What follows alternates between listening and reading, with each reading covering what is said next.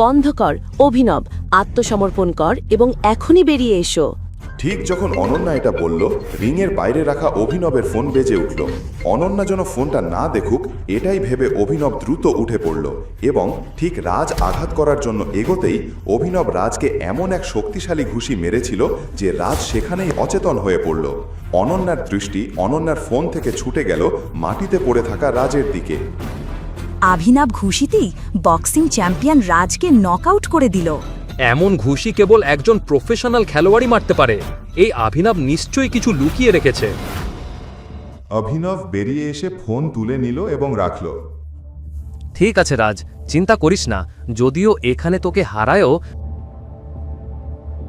আমরা বিল এমনভাবে বাড়িয়েছি যে ও 7 জন্মেও এটি পরিশোধ করতে পারবে না। স্যার, এখানে আপনার বিল 5,40,000। কিছু না, আমাদের অভিনব স্যার এখানে আছে, উনি সবার বিল দেবেন। কিন্তু ওয়েটার অভিনবকে দেখে বিভ্রান্ত হয়ে গেল। তিনি ওর পোশাক দেখে ঠিকই বিচার করে ফেলেছিলেন। স্যার, অনুগ্রহ করে রিসেপশনে আসুন।